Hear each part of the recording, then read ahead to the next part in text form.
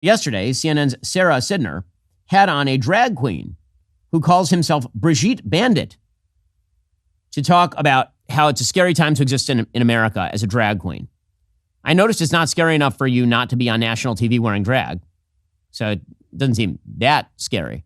Honestly, when I first saw this, I wondered which one of these people was the CNN anchor because CNN is so filled with clowns. We already see so many attacks on our queer community. I already don't feel safe in my own hometown, just dressed in drag like this. And it's very scary for queer people to exist in a time where we see this kind of rhetoric being pushed by our lawmakers and the people who should care about other issues that actually affect the American people, other than attacking our community, our LGBTQIA plus community. It's very disappointing, and I hope for better for our country. Why would people look weirdly at this person? Why? I don't understand. But I mean, that looks perfectly normal to me. Why would you look weirdly at that? But CNN has its own perspective on this. Here's Sara Sidner from CNN praising the look.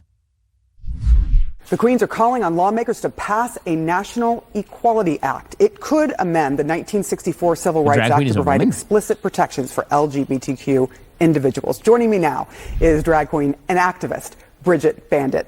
Thank you, darling. Wow, what a wonderful look you have this morning. I know that took you some time. I'm curious. So I apparently I've been informed I'm in error. That's a woman dressed as a man, dressed as a woman. I'm not kidding. It's a drag queen who is a woman. So we now have, we've now moved beyond the boundaries of logic. So this woman couldn't just, be a woman. She had to dress up as a man, dressed up as a woman. But it's society that has a problem, folks. It's society and our lack of tolerance that has a woman that is a woman. Bandit is non-binary and uses both she, her, and they, them pronouns. Wow. What a country we've created for ourselves, folks. George Washington would have been so proud.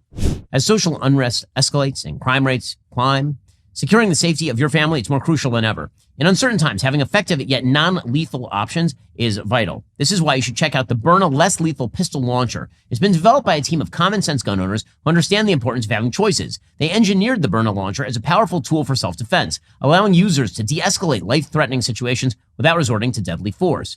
Now listen, I'm about as pro-Second Amendment as it gets. I own multiple firearms, but I'll be honest, using lethal force, even in defending my home, my family, that's a scary idea, obviously. Now, don't misunderstand me. If somebody invades my home, what happens next is on them. But if I have the ability not to resort to lethal measures in order to do so, that would be great. Not only that, there are situations where you're in your home and someone's banging around in the kitchen and you don't know who it is. What if it's a member of your family who came in? Now, maybe it would be better that, God forbid, instead of making a horrible, horrible life-altering mistake, you can use, something else. Well, Byrna is a safer, more sensible alternative that could potentially save lives on both sides, protecting both the user and the aggressor. Visit Byrna.com/Ben. Get 10% off your purchase today. That's BYRNA.com/Ben. Check out the latest news about Byrna. That's BYRNA. Jocelyn Nungaray in Houston. She was a 12-year-old girl who was killed by an illegal immigrant. According to the New York Times, the killing of a 12-year-old Houston girl found last week in a shallow water of a city drainage ditch after having been strangled was already a horrific crime. It doesn't get any worse, said the city's mayor, John Whitmer. Then investigators arrested 2 recent Venezuelan migrants and charged them with killing the girl. Suddenly, the killing, which had ripped apart a Houston family, became the latest flashpoint in a debate over immigration. Notice, the New York Times, the way that it works is when a story does not benefit Democrats, the story is about Republicans pouncing. That is always the way that this works, always and forever. Governor Greg Abbott of Texas has urged the death penalty for the men, saying Jocelyn would, quote, be alive today if Biden enforced immigration laws at the border. That, of course, is true. And the fact is that Joe Biden's policies will get people around the world killed, all so he can win re-election. Joe Biden's open border policies are a sop to his radical left. And going back to Jamal Bowman, it ain't going to win him election. Radical left-wing policies are unpopular. Joe Biden is getting his ass kicked on the immigration issue by Donald Trump. And when it comes to foreign policy, going soft on Russia and Iran and Venezuela in order to lower the price of gas at the pump by pennies after a 44% increase in average national gas price, that ain't going to do it either. But Joe Biden is desperate at this point. How desperate is Joe Biden at this point?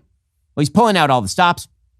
yesterday in the stupidest story of the day, 16 Nobel Prize winning economists suggested that Donald Trump would ruin the economy. Hey, here's what Axios says. 16 Nobel Prize winning economists are jumping into the presidential campaign with a stark warning. Former President Trump's plans would reignite inflation and cause lasting harm to the global economy if he wins in November. The Nobel laureates are sending their academic prestige to a political argument the Biden administration has been making for weeks. Inflation would be worse under Trump. Democrats have been attempting to play off the fact that Joe Biden has brought about 40-year highs in inflation. These economists claim that Donald Trump's policies are going to increase inflation. The question I have is how many of these so-called genius economists predicted inflation at the beginning of Joe Biden's term? The answer, as far as I'm aware, none of them. The message has been spearheaded by, wait for it, Joseph Stiglitz. He won the Nobel Prize for Economics in 2001, and he is also a socialist redistributionist. He was joined by a bunch of other economists, none of whom I'm aware actually predicted the increase in prices thanks to Joe Biden's economic plans. So if they didn't predict the last inflationary cycle, I'm not exactly going to rely on them to predict this inflationary cycle. This all smacks of that time 51 so-called intelligence experts testified just before the 2020 election that Joe Biden's son Hunter had a laptop, and that laptop was Russian disinformation. So I don't buy it. You trotting out a bunch of like-minded Nobel Prize winners doesn't mean that anyone is going to believe you. Meanwhile, Janet Yellen, the Treasury Secretary, she is trying to blame Donald Trump's Tax Cuts and Jobs Act for economic shortcomings, which, again, I noticed that those economic shortcomings only became apparent with COVID and then were exacerbated by Joe Biden entering office and spending more money than God. The signature policy from the Trump years was the Tax Cut and Jobs Act, and it promised an investment boom, which really did not materialize. It gave huge tax breaks to corporations and to wealthy individuals, and it resulted in an enormous increase in the deficit and lowered tax revenues below historic norms. And I think it's responsible for many of the problems that we face now with our fiscal trajectory. And so that would concern me to leave all of that in place. Let me point out that people only fail up as long as they are Democrats in the industry of economics. Janet Yellen was, of course, the chair of the Federal Reserve from 2014 to 2018 with her loose fiscal policy. So, again, trotting these people out to pretend the economy is fine except for Trump, that is not going to work. Meanwhile, in other news from the experts, the Surgeon General of the United States has now declared that there is a national public health crisis with regard to guns. Again, if this is the Biden administration pitch, that people like this guy, that people like the Surgeon General know what they're talking about, this is Vivek Murthy, that gun violence is a public health emergency.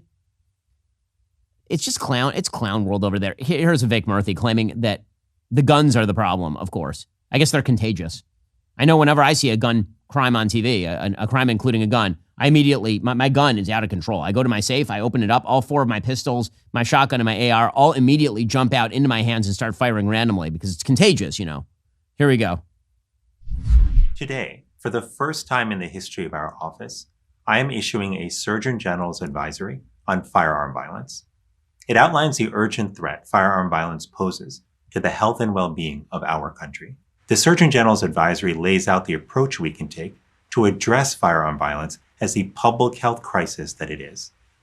This includes implementing community violence prevention programs and firearm risk reduction strategies, improving access to mental health care for those exposed to or at risk for firearm violence. Everything's a public health crisis, right? He declared loneliness a public health crisis as well.